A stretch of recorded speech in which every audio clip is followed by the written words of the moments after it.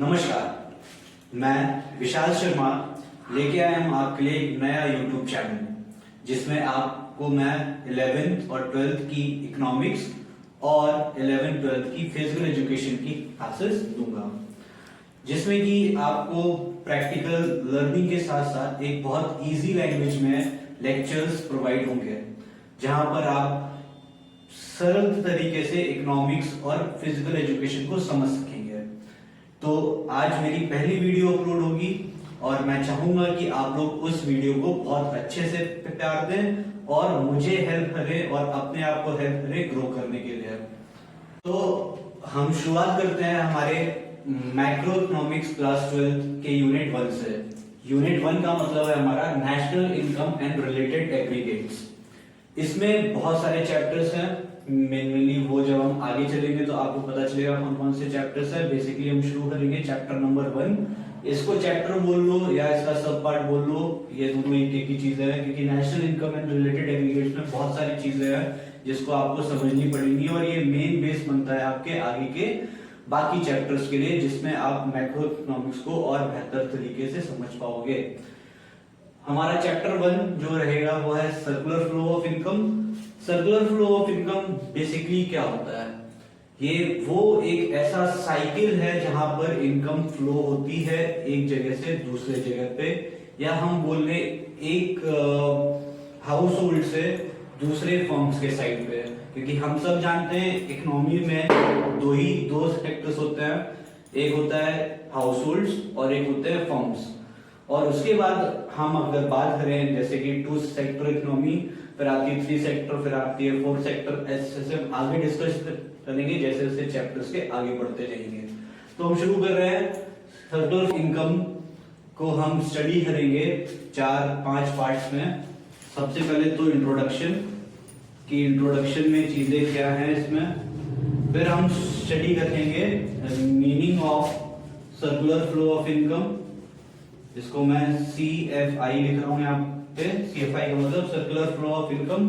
फिर हम इसके बारे में स्टडी करेंगे स्टॉक एंड फ्लो में, स्टॉक एंड फ्लो को स्टडी करेंगे। फिर उसके बाद आएगा types of circular income, circular flow of income, sorry. उसके बाद हम स्टडी करेंगे इसमें इसकी क्या क्या चीजें हैं कि सर्कुलर फ्लो ऑफ, उसके बाद circular flow of income in 2 sector economy, 3 sector economy और 4 सेक्टर इकोनॉमी। आपके लिए मेन जो है वो है 2 सेक्टर इकोनॉमी। सबको पता है 2 सेक्टर इकोनॉमी में क्या क्या होता है? वेरी गुड, हाउस होल्ड और आपका साथ में फर्म्स। सबको पता है कि हाउस होल्ड और फर्म्स क्या होते हैं। तो हम स्टडी करेंगे types of circular flow income को, फिर circular flow in 2 sector economy, 3 sector economy, फिर 4 सेक्टर इकोनॉमी, ऐसे स्टडी करेंगे। मेन जो है वो है आपका 2 सेक्टर इकोनॉमी, ठीक है। उसके बाद ही आप 3 सेक्टर सीखेंगे, फिर 4 सेक्टर सीखेंगे। अब 2 सेक्टर में जो है वो आपका हाउस होल्ड और फर्म्स है। इसके बारे में डिटेल में मैं आपको तब बताऊंगा जब हम इस टॉपिक पे आ जाएंगे। फिलहाल हम स्टडी स्टार्ट करने वाले हैं इंट्रोडक्शन वाले पार्ट पे। इंट्रोडक्शन वाले पार्ट से मैं पहले आपसे क्वेश्चन पूछना चाहता हूं कि हमें सर्कुलर फ्लो की रिक्वायरमेंट क्यों है, क्यों हमको सर्कुलर फ्लो ऑफ इनकम चाहिए। सर्कुलर फ्लो ऑफ इनकम का मतलब होता है कंटिन्यूअस, ऐसी एक चीज जहां पर लगातार चलती रहे। क्यों चाहिए होती है, क्यों हमको सर्कुलर फ्लो मतलब एक साइकिल की requirement, circular flow of income की रिक्वायरमेंट है। क्यों हम इस फ्लो को साइकिल में स्टडी करेंगे, क्यों हम पे ये बोला जाता है कि why do we require a continuous process of income flow. कोई बताना चाहेगा? प्लीज कमेंट सेक्शन में बताइएगा। बाकी मैं भी समझा रहा हूं, आप भी अपना पर्सपेक्टिव कमेंट सेक्शन में जरूर लिखिएगा। सर्कुलर फ्लो या साइकिल फ्लो हमको क्यों रिक्वायरमेंट है? जहां पर साइकिल फ्लो किसको कहते हैं? जहां पर चीजें एक जगह से स्टार्ट हो रही है और वहीं पे खत्म हो रही है। जैसे मान लो यहां से एक चीज स्टार्ट हुई और यहीं पर आके वो सिस्टम खत्म हो गया, इसको हम कहते हैं सर्कुलर फ्लो को। और ये कंटिन्यूअस फ्लो क्यों रिक्वायरमेंट है हमारे इकोनॉमी में? क्योंकि हम एक चीज को फॉलो करते हैं, आपने 11th में स्टडी किया होगा कि एक की नीड दूसरे की इनकम, एक का एक्सपेंडिचर दूसरे की इनकम, किसी की इनकम किसी के लिए वो एक्सपेंडिचर बन रहा है। ठीक है, तो वही चीज पे हम यहाँ पर डिस्कस करेंगे, क्यों ये एक साइक्लिक फ्लो या सर्कुलर फ्लो है, क्यों कंटिन्यूअस प्रोसेस है जो रुकनी नहीं चाहिए। मेन चीज जो मैंने बोला, क्योंकि सबको पता है कि हमारी जो ह्यूमन बॉन्ड्स है वो अनलिमिटेड है और रिकरिंग है। रिकरिंग का मतलब बार बार वो चीजें आती है। जैसे कि मेरा अगर आइसक्रीम खाने का आज मन हुआ तो शायद मेरा आइसक्रीम खाने का मन फिर से दोबारा कल हो सकता है, परसों हो सकता है, 5-6 दिन बाद हो सकता है। तो उसमें क्या होता है कि मेरी बॉन्ड्स जो है वो रिकर कर रही है, दोबारा आ रही है, दोबारा ओरिजिनेट हो रही है, दोबारा से इच्छा हो रही है मेरी वो चीज करने की। तो उस जगह पे अगर हमारी बॉन्ड्स अनलिमिटेड भी है, रिकरिंग भी है, तो हमें ये कंटिन्यूअस फ्लो जो है वो मेंटेन करना पड़ेगा, तभी इकोनॉमी में स्टेबिलिटी आएगी। क्योंकि मेन मीनिंग है, ठीक है, एक मिनट को मैं इसको एकदम सर्कुलर फ्लो ऑफ इनकम की मेन मीनिंग है। तो सर्कुलर फ्लो ऑफ इनकम, जिसको मैं शॉर्ट में CFI लिख रहा हूँ, ठीक है। सर्कुलर फ्लो ऑफ इनकम का जो मेन मतलब से पहले मैं इसके बारे में कुछ फेसेस डिस्कस कर लेता हूँ, जिसकी वजह से आपको इसकी डेफिनेशन समझने में ज़्यादा आसानी होगी। सबसे पहला जो है हम करेंगे जनरेशन फेज। जनरेशन फेज, फिर इसके बाद हम करेंगे इनकम फेज को स्टडी। इनकम फेज के बाद जो है वो आएगा आपका expenditure phase. Expenditure phase basically ये सर्कुलर फ्लो ऑफ इनकम में जो हम स्टडी करेंगे, जो भी करेंगे, वो 3 फेज में डिवाइड होती है। कौन कौन सी? जनरेशन फेज, इनकम फेज और एक्सपेंडिचर फेज। हमारा जो जनरेशन फेज है उसको हम मेनली प्रोडक्शन फेज भी कहते हैं, उसको हम प्रोडक्शन फेज भी कहते हैं। और जो इनकम फेज है वो है, उसको हम डिस्ट्रीब्यूशन फेज कहते हैं, या डिस्ट्रीब्यूशन ऑफ इनकम फेज ज़्यादा सही रहेगा। जनरेशन फेज को क्या बताया था मैंने? Production phase.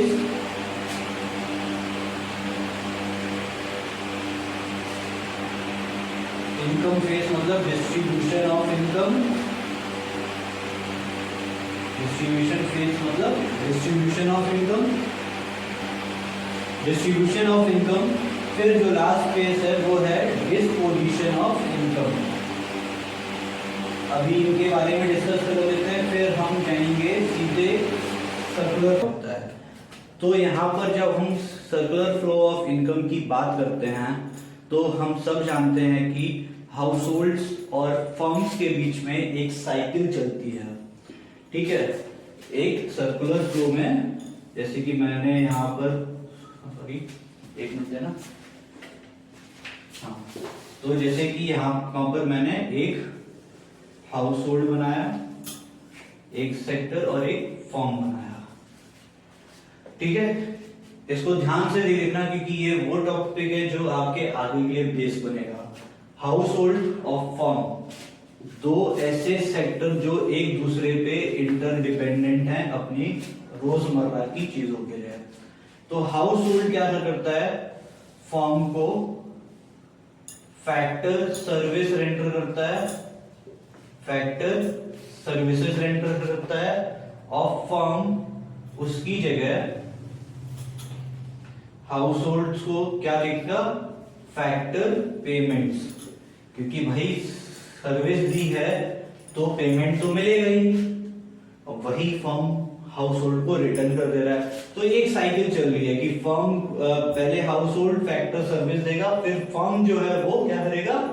हाउस होल्ड्स को फैक्टर पेमेंट्स करेगा यहाँ पे। अब फैक्टर सर्विसेज क्या होती है? जिसको हम factor production, factors of production भी कहते हैं। इसमें क्या क्या आती हैं? सबसे पहले तो लैंड, लेबर, कैपिटल और आपका आता है enterprise.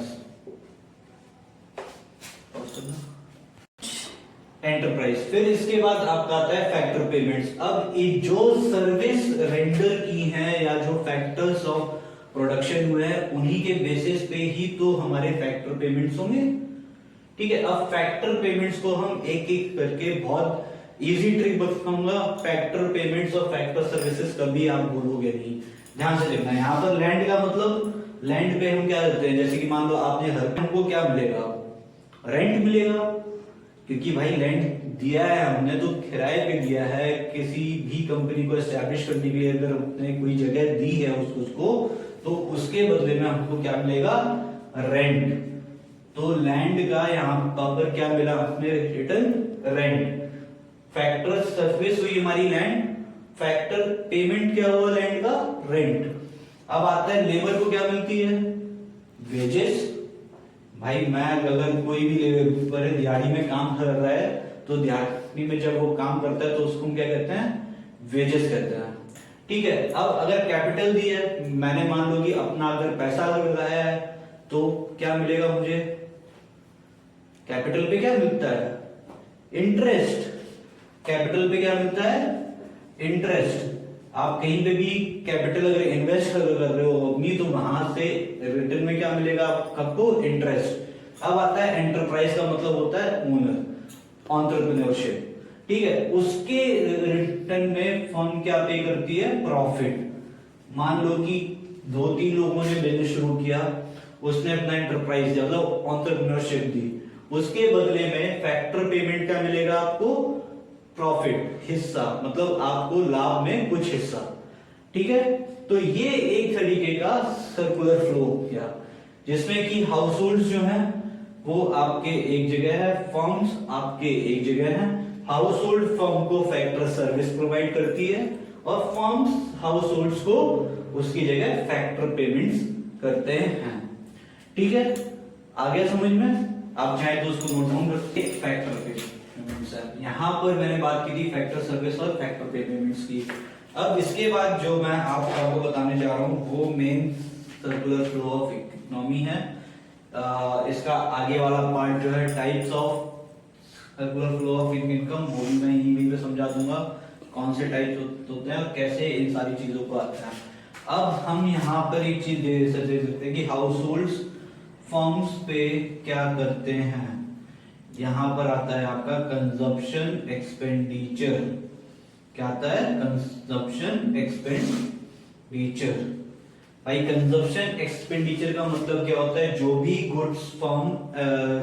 Goods and services firm ने प्रोड्यूस की हैं उनको भाई कंज्यूम भी तो करना पड़ेगा। और कंज्यूम कौन करेंगे, हाउस होल्ड्स, क्योंकि उनके पास ही इनकम है, फर्म के पास तो अपनी इनकम है नहीं। जब हाउस होल्ड कंजप्शन एक्सपेंडिचर करेगा तभी तो फर्म के पास उनकी इनकम पहुंचेगी, उनका प्रॉफिट पहुंचेगा। जब तक उनके पास प्रॉफिट नहीं पहुंचेगा, जब तक हाउस होल्ड्स खर्चा नहीं करेंगे तब तक फर्म की कोई भी इनकम नहीं होगी। मैंने स्टार्टिंग में बताया था, किसी का खर्चा किसी की इनकम, किसी की इनकम किसी के लिए खर्चे का दूसरा जरिया। तो यहाँ पे वही चीज हो रही, जो भी गुड्स एंड सर्विसेज प्रोड्यूस किए हैं फर्म ने वो हाउस होल्ड कंज्यूम करेगा, मतलब खपत करेगा, जिससे कि फर्म के पास इनकम जनरेट होगी। ठीक है, और उसके बदले में फर्म जो है वो हाउस होल्ड्स को क्या प्रोवाइड करेगा, हाउस होल्ड्स को फर्म क्या प्रोवाइड करेगा, जैसे हाउस होल्ड ने फर्म को क्या प्रोवाइड किया, कंजप्शन एक्सपेंडिचर, वैसे ही फर्म हाउस होल्ड को क्या प्रोवाइड करती है जिसपे हाउस होल्ड खर्च करते हैं, गुड्स एंड सर्विसेज। जब तक फर्म हाउस होल्ड को गुड्स एंड सर्विसेज प्रोवाइड नहीं करेगी तब तक हाउस होल्ड फर्म पे के लिए कंजप्शन एक्सपेंडिचर किस पे करेगा। आ रहा है समझ में? तो ये आपका एक सर्कुलर फ्लो ऑफ इनकम बन जाता है जहां पर एक का एक्सपेंडिचर, दूसरे की इनकम, इसकी इनकम, इसके लिए एक्सपेंडिचर का एक जरिया। आई होप कि आपको सर्कुलर फ्लो ऑफ इनकम ठीक तरीके से समझ में आ गई हो। अगर नहीं आई है तो जैसे इसमें आगे बढ़ेंगे और भी आ जाएगी, आप कमेंट में मेरे को पिन करके बता सकते हैं कि नहीं आया है, तो मैं आपकी कोशिश करूंगा कि मैं आपके डाउट्स पूरे तरीके से क्लियर कर सकूं। ठीक है, अब जो हमारा नेक्स्ट टॉपिक बनता है वो है types of circular flow of income. वो मैं इसी में ही आपको समझा देता हूं। आप एक काम करिए, इतने में इसका स्क्रीनशॉट ले सकते हैं, आप अपने नोट्स बना सकते हैं। ठीक है, इसका स्क्रीनशॉट ले लीजिएगा। यहां पर हम types of circular flow of income को स्टडी करेंगे। अब types of circular flow of income दो टाइप के होते हैं आपके, रियल फ्लो और मनी फ्लो। ये डायग्राम मैंने इसलिए रब नहीं किया ताकि मैं आपको यहीं से चीजें समझा सकूं कि क्या होता है, क्या चीजें नहीं होती है। ठीक है, तो आइए समझते हैं रियल फ्लो क्या होता है, मनी फ्लो क्या होता है। नाम से आ रहा है समझ में, मनी फ्लो का मतलब जहां पर पैसों की बात हो। ठीक है, जहां पर पैसों की बात हो। अब आते हैं इस डायग्राम में, इस सर्कुलर फ्लो ऑफ इनकम में पैसा कहां कहां लग रहा है देखते हैं। हाउस होल्ड ने फैक्टर सर्विस दी, मतलब यहां पर कोई भी पैसा ना तो लगा ना मिला। यहां पर क्या हुआ, उसने लैंड दिया, लेबर दिया, कैपिटल दिया, एंटरप्राइज दी, किसको, हाउस होल्ड ने फर्म को। अब फर्म ने वापस क्या किया, गुड्स एंड सर्विसेज।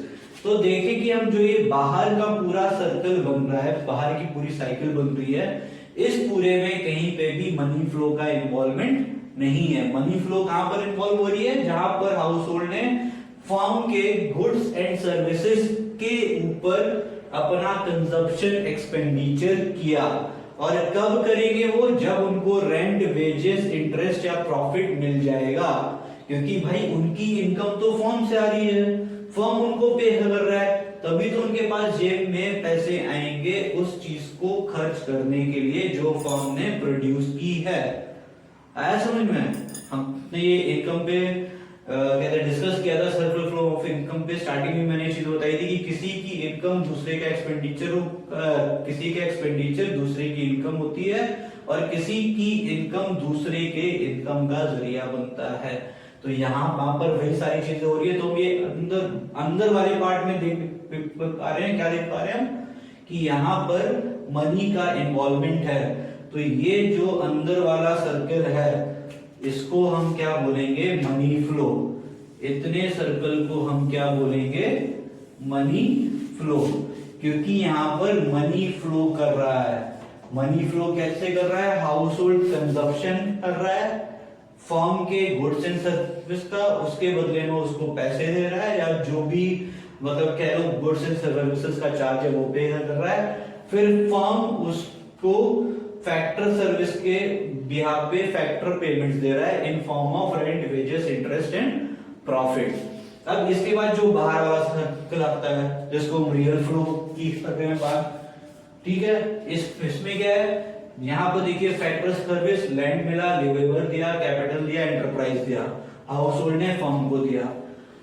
अब यहाँ पर फर्म ने उसके बदले में क्या प्रोड्यूस करके दिया, गुड्स एंड सर्विसेज। हम देख सकते हैं ये आउटर सर्कल में कहीं पे भी मनी का कोई इन्वॉल्वमेंट या मनी का कोई भी कॉन्सेप्ट नहीं है। यहाँ पर कोई भी मनी का फ्लो नहीं बन रहा है। ठीक है ना। तो इस जो आउटर सर्कल के फ्लो को है उसको हम कहेंगे रियल फ्लो। उसको हम कहेंगे रियल फ्लो, जो बाहर का सर्कल बन रहा है। अंदर का जो है सर्कुलर फ्लो बन रहा है वो कौन सा है, मनी फ्लो। इसके आगे चलते हैं हम, जहां पर स्टडी करेंगे हम 3 सेक्टर और 4 सेक्टर इकोनॉमी में कैसे सर्कुलर फ्लो ऑफ इनकम होती है। ठीक है, इसमें मैं एक आइडिया दे देता हूं कि 3 सेक्टर में क्या होता है। जहां पर हम हाउस होल्ड और फर्म को स्टडी कर रहे थे 2 सेक्टर इकोनॉमी में, इसमें क्या है 2 सेक्टर इकोनॉमी में, जहां पर हम हाउस होल्ड और फर्म्स को स्टडी कर रहे थे, वहां पर हम स्टडी करेंगे अब 3 सेक्टर में गवर्नमेंट को भी। इसमें एक और बॉडी एड हो जाती है जिसको हम कहते हैं गवर्नमेंट। ठीक है, अब इसका मैं डायग्राम बना देता हूं तब तक। तो ये 3 सेक्टर इकोनॉमी का डायग्राम आप लिए मैंने रेडी कर दिया है। इसमें कैसे सर्कुलर फ्लो ऑफ इनकम होती है वो हम डिस्कस करेंगे। इसमें जो न्यू सेक्टर इंक्लूड हुआ है वो है आपका गवर्नमेंट सेक्टर।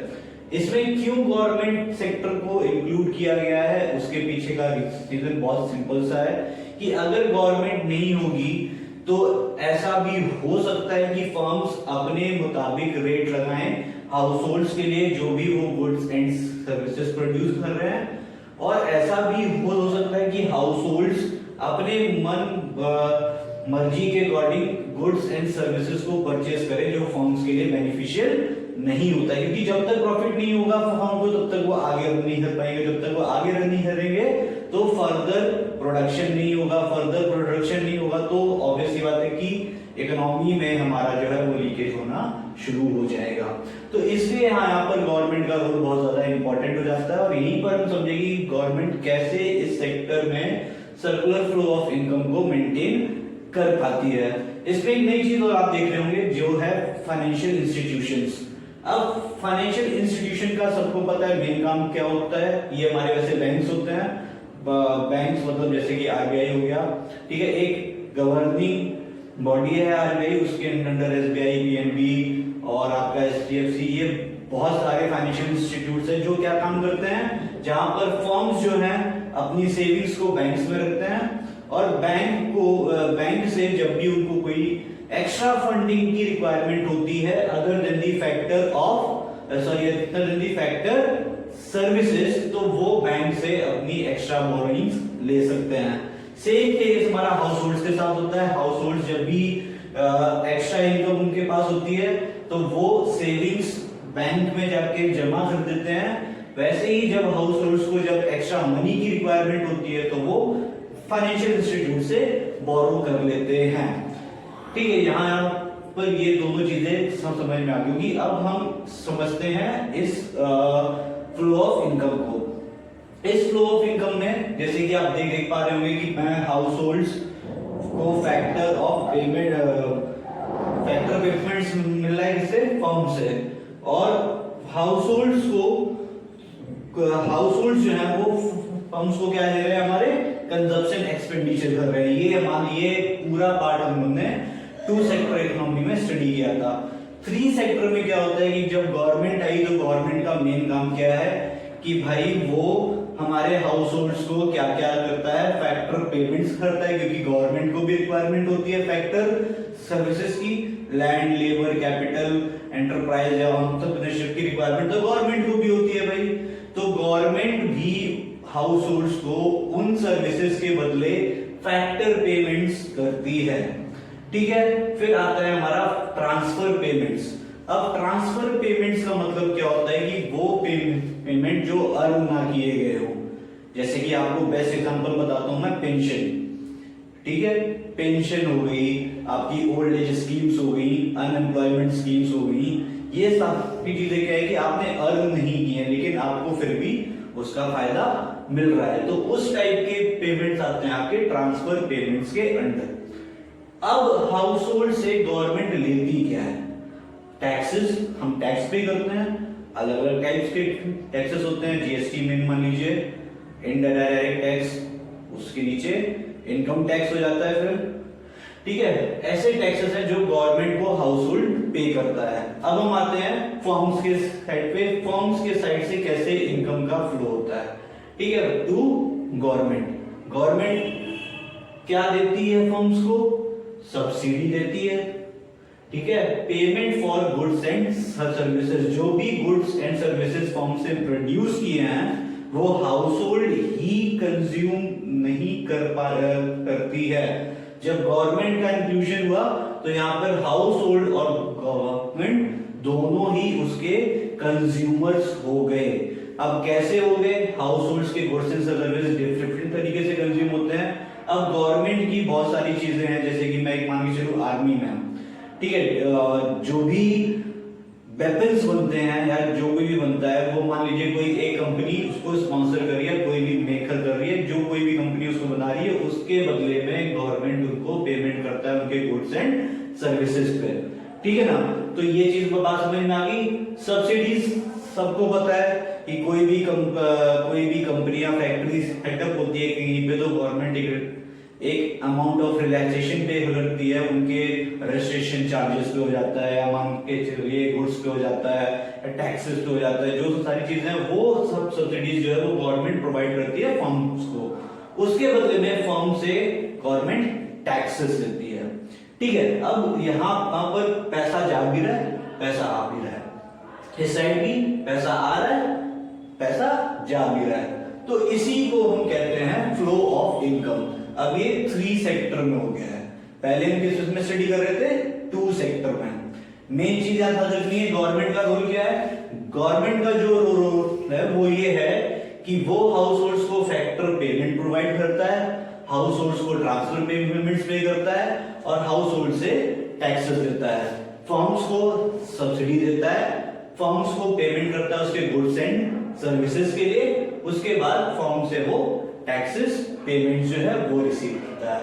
ठीक है, financial institutes as simple as that कि हाउस होल्ड्स के पास या फर्म्स के पास एक्स्ट्रा इनकम होगी तो वो बैंक में जाके डिपॉजिट कर देंगे, और एक्स्ट्रा पैसा चाहिए चाहे वो हाउस होल्ड हो चाहे वो फर्म हो, वो बैंक पे जाके कोई भी फाइनेंशियल इंस्टीट्यूशन से अपना अमाउंट वो क्या कहते हैं बोरो कर सकते हैं।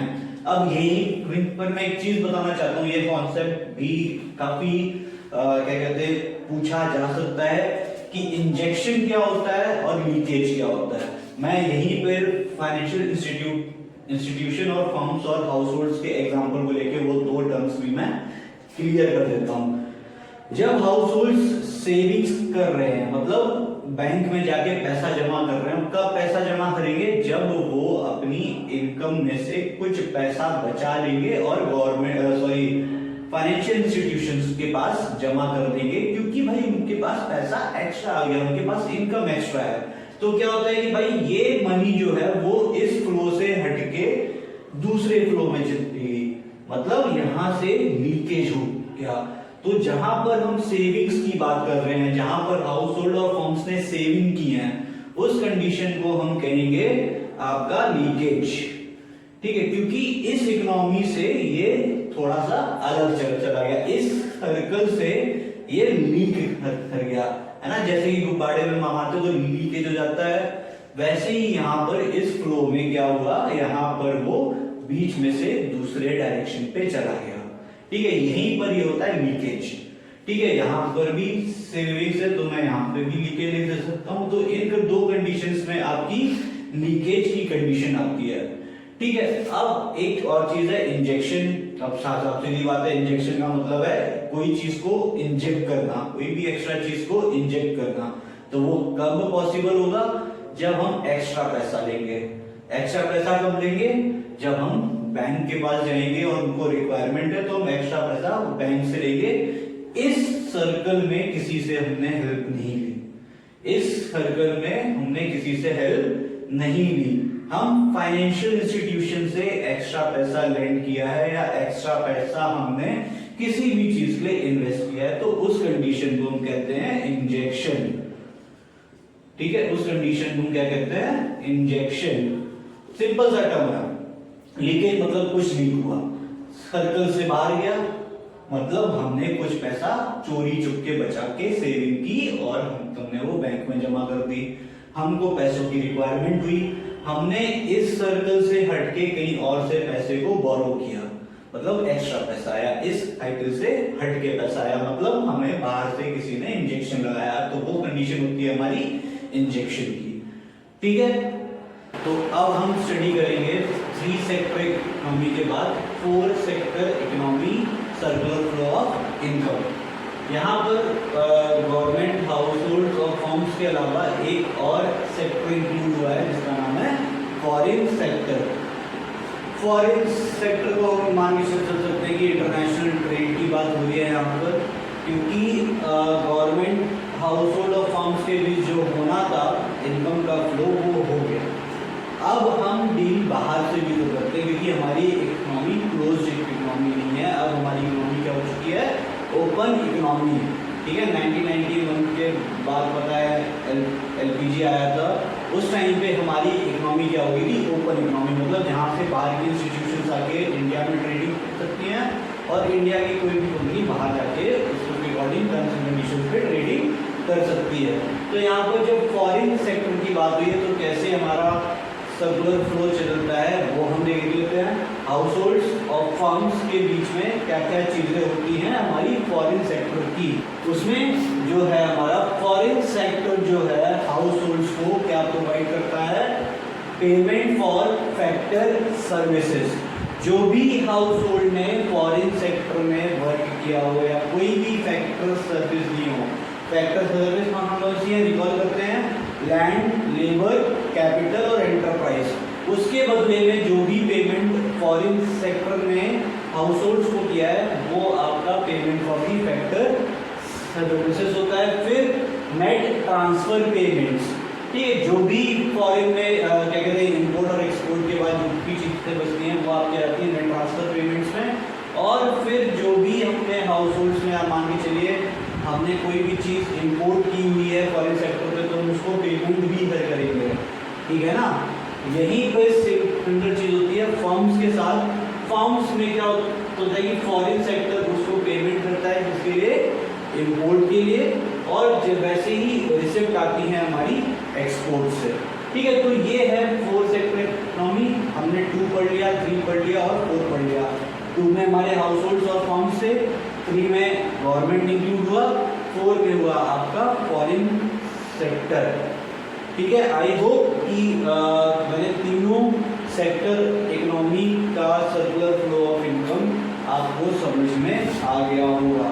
अगेन नहीं आता है तो आप प्लीज़ अपना डाउट कमेंट पे डालिए, मैं कोशिश करूँगा कि आपकी नेक्स्ट वीडियो में उसको सॉर्ट आउट कर सकूँ। अब इसके बाद जो टॉपिक है वो हम पढ़ेंगे क्या, स्टॉक वेरिएबल और फ्लो वेरिएबल। इस चैप्टर का वो लास्ट टॉपिक है, सेक्टर और सॉरी नॉट सेक्टर, स्टॉक और फ्लो वेरिएबल, ठीक है। चलिए अब हम आते हैं स्टॉक और फ्लो पर। अब देखिए स्टॉक क्या होता है, फ्लो क्या होता है। सबसे पहले तो दोनों ही आपके वेरिएबल्स हैं, स्टॉक वेरिएबल और फ्लो वेरिएबल। स्टॉक क्या होता है, मान लो कि मैंने अगर आपसे पूछा कि स्टॉक मतलब कोई भी चीज़ रखी हुई है, कोई भी चीज़ हमने उसको जमा करके रखा हुआ है, तो स्टॉक वेरिएबल हमेशा वो वेरिएबल होता है जहाँ पर हम जिस चीज़ को मेजर करते हैं वो एक पर्टिकुलर पॉइंट ऑफ टाइम के लिए हो, पॉइंट ऑफ टाइम के लिए हो, पर्टिकुलर पॉइंट ऑफ टाइम। जैसे कि मान लो कि मैंने बोला कि किसी एक कंपनी का गुड्स का स्टॉक 1 अप्रैल को इतना था।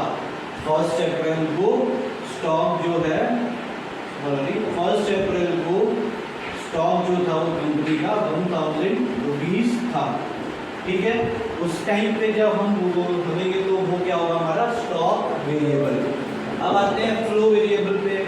फ्लो वेरिएबल जो होता है वो होता है एक आपका पीरियड ऑफ टाइम पे, पीरियड ऑफ टाइम पे। अब पीरियड ऑफ टाइम का मतलब क्या होता है, बोलो मैंने अंदाजे से बोल दिया कि हाँ भाई आज के 6 महीने पहले इतना स्टॉक हुआ करता था, या हम इस टाइम पे ये बोलें कि एक एग्जांपल देते हैं कि अप्रैल के महीने में, अप्रैल मंथ में जो स्टॉक था वो 2000 था।